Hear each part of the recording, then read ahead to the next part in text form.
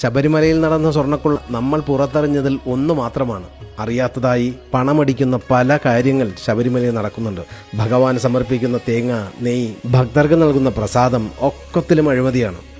കേരളത്തിൽ ഏറ്റവും കൂടുതൽ സ്വർണം കാണിക്കയായി ലഭിക്കുന്ന ക്ഷേത്രം ഗുരുവായൂരാണ്. അക്കാര്യത്തിൽ ഗുരുവായൂരപ്പൻ ഭാഗ്യവാന. ഈ അടുത്ത ദിവസവും കിട്ടി ഗുരുവായൂർ കണ്ണന് തങ്ക ഉരുളി. എന്നാൽ ഗുരുവായൂരിൽ നിന്ന് മുക്കിയത് എത്രയാണ് എന്നൊരു കണക്കുണ്ടാകില്ല. കാരണം ദശാബ്ദങ്ങളായി യാതൊരു വിധത്തിലുള്ള ഓഡിറ്റും ശബരിമലയിലോ ഗുരുവായൂരോ അതുപോലെ വരുമാനമുള്ള മറ്റു ക്ഷേത്രങ്ങളിലോ നടന്നിട്ടില്ല എന്നാണ് കേട്ടുകേൾവി. പത്മനാഭസ്വാമി തലസ്ഥാന നഗരിയിൽ 100 ലക്ഷം കോടിക്ക് മുകളിൽ അളവില്ലാത്ത നിധി കാത്തുവച്ചിട്ടുണ്ട്. നിലവറ മാത്രമാണ് 2011 ജൂൺ 27 തുറന്ന് കണക്കെടുത്തിട്ടുള്ളത്. അന്ന് 100 ലക്ഷം കോടി കണക്കാക്കിയപ്പോൾ സ്വർണത്തിന്റെ വില പവന് 18,000 രൂപയ്ക്കും താഴെയാണ്. ഇന്ന് അത് 1 ലക്ഷം കഴിഞ്ഞിരിക്കുന്നു. 500% വർധനവ്. അപ്പോൾ 1 ലക്ഷം കോടി 500 ലക്ഷം കോടിയായി മാറിയെന്ന സാരം. ആചാരപരമായ വിശ്വാസങ്ങളാൽ ബി നിലവറ ഇതുവരെയും തുറന്നിട്ടില്ല. നിലവറയെക്കാളും വിലപിടിപ്പുള്ള ധനശേഖരം ബി നിലവറയിലുണ്ട് എന്നാണ് നിഗമനം.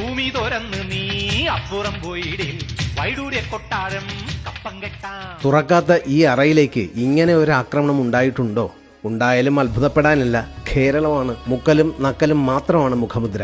പിന്നെ കൊട്ടാരത്തിന്റെ മേൽനോട്ടത്തിലാണ് എന്നുള്ളത് മാത്രമാണ് ഒരു ആശയം.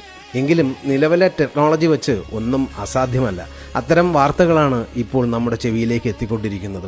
എന്തുകൊണ്ടാണ് കോടിക്കണക്കിന് രൂപ വരുമാനമുള്ള ഹൈന്ദവ ആരാധനാലയങ്ങളിൽ വർഷം ഓഡിറ്റ് നടത്താത്തത്? കാരണം മോഷണം. എന്തേ എന്ന് ചോദിക്കാൻ ഹിന്ദുക്കളും തയ്യാറല്ല. കാരണം അടിമത്വം.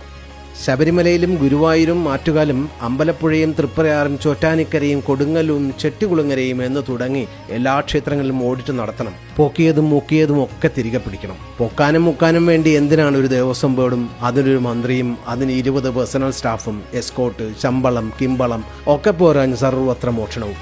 ദേവസ്വം ബോർഡ് തന്നെ പിരിച്ചുവിട്ട് ക്ഷേത്രങ്ങൾ സ്വതന്ത്രമാക്കണം. അത് ഹിന്ദുവിന്റെ അധീനതയിൽ വരണം. അവിടുത്തെ വരുമാനം ക്ഷേത്രകാര്യങ്ങൾക്കും ഹിന്ദുവിന്റെ ക്ഷേമത്തിനുമായി മാത്രം വിനിയോഗിക്കണം.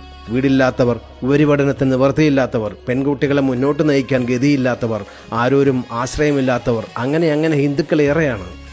ഇത്തരത്തിലുള്ള ചൂഷണത്തിന് വിധേയരാകാൻ കാരണക്കാർ ഹിന്ദുക്കൾ തന്നെയാണ്. ഹിന്ദുവിനെ ധ്രുവീകരിച്ച് അടിമക്കൂട്ടങ്ങളാക്കി മാറ്റി ഇടതിനും വലതിനും കൂടി മാറി തേച്ചങ്ങ് ഒട്ടിക്കുക.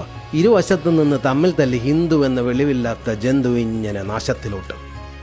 മന്ത്രയെ കേൾക്കുന്നവർ പറയൂ, മറ്റു മതസ്ഥരുടെ ആരാധനാലയങ്ങളുടെ വരുമാനം അവർക്കും ഹിന്ദുവിന്റെ ക്ഷേത്ര വരുമാനം സർക്കാരിനും ഇതെന്ത് ന്യായമാണ്? മാറ്റം വേണ്ടേ?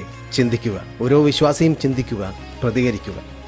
വിവേകപൂർണമായ ചിന്തകൾക്ക്, പ്രവൃത്തികൾക്ക്, പ്രതികരണങ്ങൾക്ക് ആശംസകൾ. ഏവർക്കും നന്മകളുണ്ടാകട്ടെ.